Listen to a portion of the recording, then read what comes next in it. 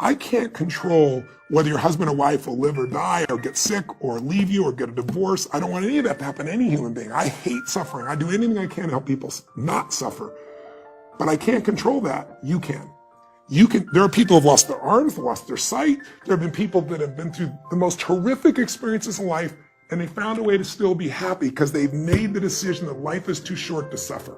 I've interviewed dozens and hundreds over the years, but dozens that have impacted my soul, that made me realize I can change this. I've just gotten used to it. I've bought into the theory that this survival software that's constantly running and making you suffer, that's normal. No, that's what the mind will do. And mind has been around forever. What I'm gonna do is something different. And the way I get out of suffering, I give myself a 90-second rule.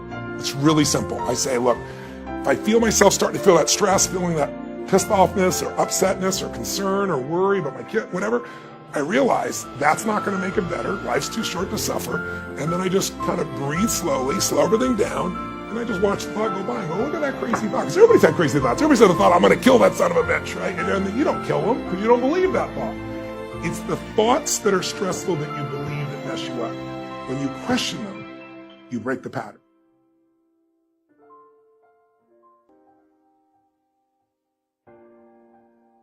There are certain patterns that cause people to be fulfilled, to be happy, to fit, to be strong, to feel alive, to be vibrant, to have passion in their life, to do well financially, but even more importantly, emotionally, psychologically, spiritually, in their health and their relationships.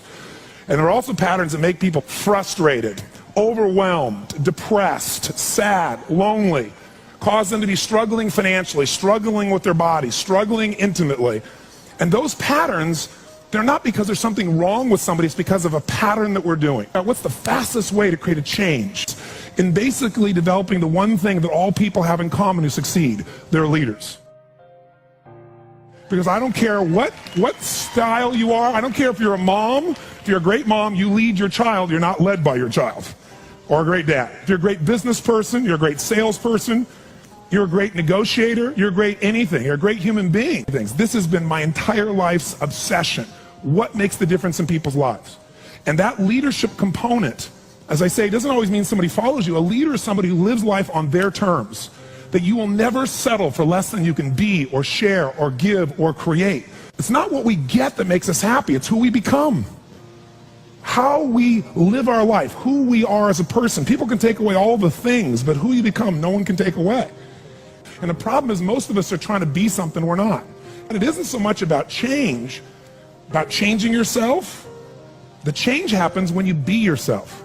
Know thyself, that's the hard part for most people, and then be thyself. Because most of us in our lives, out of our desire for respect or achievement or love or connection or something, we've been trying to be the way we think we have to be in order to get that love, respect, appreciation, whatever it is we've been after at some unconscious level.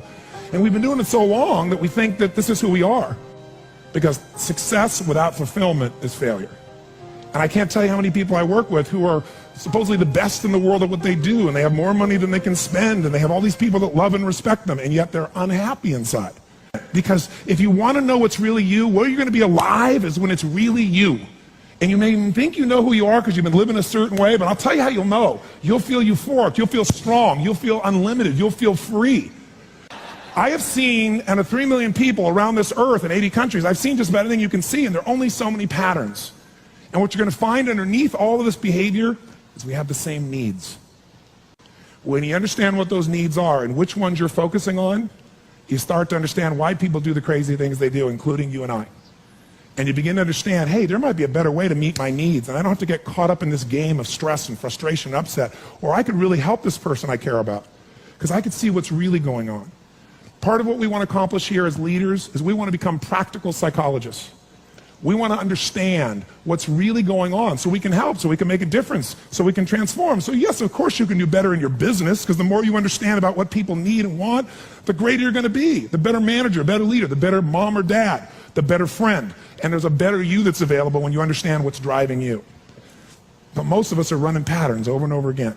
And we want to free that up. To free it up, we got to break the pattern. We got to do things that are different. So we're going to do something different. I'm not here because I believe in positive thinking. If you think that's what I believe, you don't know much about me. I'm not one of those people that believes you're supposed to go to your garden and chant, there's no weeds, there's no weeds, there's no weeds, there's no weeds. There's weeds right there. All right, that's what I believe. Here's what I believe. I believe that if you really want to be effective, you got to tell the truth.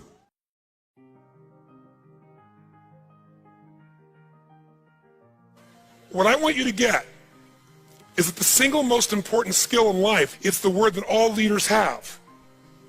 What would that word be? Influence. What changes companies is leaders. The only way to change a company is leadership.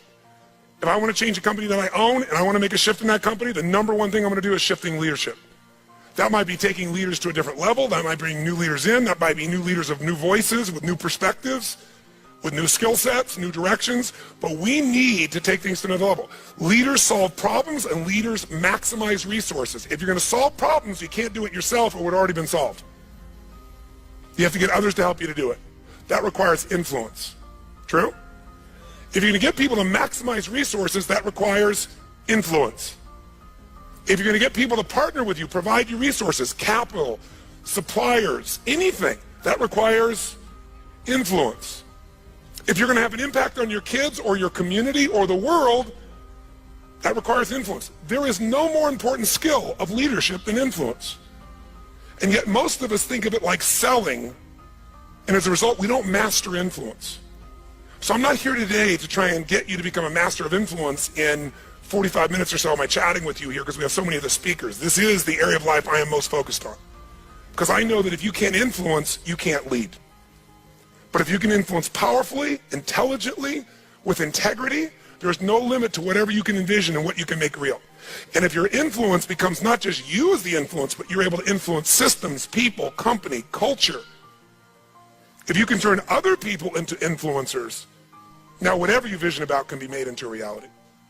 And so as a skill of influence, we got to ask ourselves, how many agree leaders are what change companies? Raise your hand if you agree with that. Say aye. And leaders' number one skill is influence. If you agree, say aye. And then the question becomes, how do you influence? How do you influence consistently with integrity? You can influence many ways. You can do it without integrity. But the good news is we live in a world today where whatever you do, it's transparent to the world, because there are no secrets anymore, are there? Try to have a secret today, bless you. You can forget the secret. With the internet, with the culture we have, with the way the world is today, there are no more secrets, and whatever you think is still possible to keep secret, give it 3 or 4 more years and it'll be impossible. Every phone call you make is recorded. There's no single phone call that goes in and out of North America that they don't have a recording of, and they can search by word, by tone, by tempo. They can even recognize voices now. There is no such thing as privacy. Everything you've ever put on the internet is there forever, and people know it and can search it. The way you write is searchable now. You can not sign your email, you can put it on somebody else's email, and the structure of your language and the way you influence things can be studied at this level. So the good news about that is manipulation as an ongoing tool for success is over. But adding value will never go out of style. Truth will never go out of style. So influencing with integrity is the secret. But what really influences people? Do facts and figures, we give you enough facts and figures out of a core story, is that going to influence people? No. It's the weaving of that story together in a way that produces what shifts people. And that's human emotion. Ultimately, the big game here is emotion. You have to influence emotion. You have to influence the emotion of your people. If you're going to maximize resources, and if we all agree, as we talked about the other day, it's not a lack of resources, it's a lack of what? Resourcefulness. If you're creative enough, if you're playful enough, if you're determined enough, if you're focused enough, you can find a way. If you're giving enough, if you're generous enough, if you're honest enough, if you're courageous enough, you will get people to help you. You will find the way. You will make that thing happen. You'll access the resource. You get someone to coach you, teach you, loan it to you, let you try it, drive it, experience it. So it's the ability to influence emotion, because that's what affects our intellect. That's the bottom line. A core story is only there to give you a set of facts to educate someone that will make them emotional enough to make a decision. And what they do is they go through a series of things that you have emotions about. They may say them in a non-emotional way, but the only reason they work is because you know they're going to open the person's emotion. How many agree with me on this? Say aye. So as leaders, we can never forget that humans are emotional creatures, including ourselves. And to influence other people, we have to know what already influences them. And we can't ever forget what truly influences them. It's going to come down to our ability to connect with them at a deep emotional level or get others to do the same. Here's how I'd say it in a really simple term. To influence someone, you have to already be influenced. Right? To move somebody, you better be moved. To touch somebody, you can't touch somebody about your product or service or vision or idea or your company if you're not touched. To persuade others, you have to be persuaded. You can't give somebody else what you don't have. Now, you may have it intellectually, and here's the challenge. When you first meet somebody in your relationship, and you're all excited, what's the level of energy like? 0 to 10, make the sound of that energy. You meet somebody you're totally excited by, make the sound, everyone. 6 months, 6 years, 20 years later. It's scary, isn't it? And it's not time, because there are people I've been with them, been together 65 years, and they're still out of their mind for each other. They make the same amount of noise you did in the beginning here. What changes is, very often, when you're around something enough, I don't care what it is, there's a law called the law of familiarity. The law of familiarity says this: if you're around something enough, you take it just a little bit for granted. And it doesn't matter what it is, it's not that you don't care, it's that you get used to it. It's that the variety of it is not quite as high. It's not so new, and with that, sometimes you give it less significance. Even though in your heart you know it's significant, you don't keep the aliveness of it. It becomes something you intellectualize versus something you feel inside your body with a passion. So there are people who say, but we love each other. Yeah, well, that's great.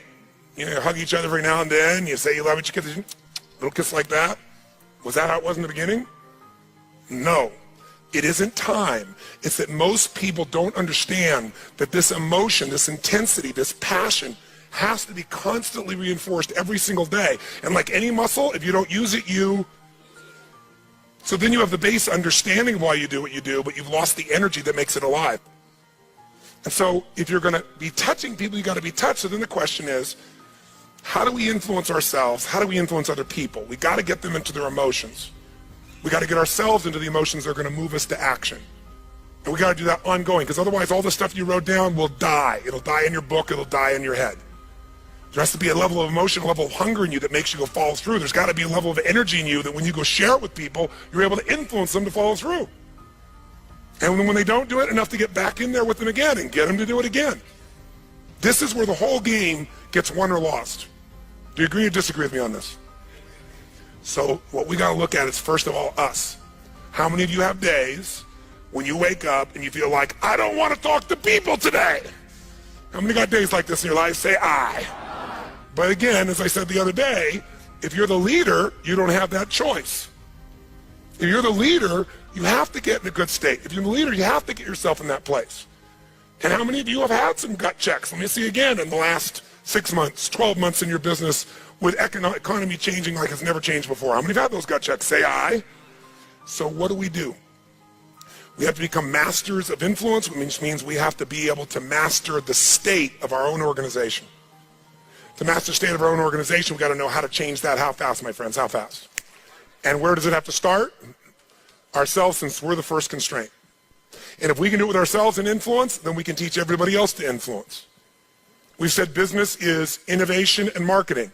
You have to influence people to innovate, because they're not going to just do it because they're used to what works and it's easier and they know it. Innovation means massive what? Change. How many people go, give me more massive change in my life with all the other things I'm trying to hang on to? They're not going to do that. You have to influence people to innovate. And marketing is influence.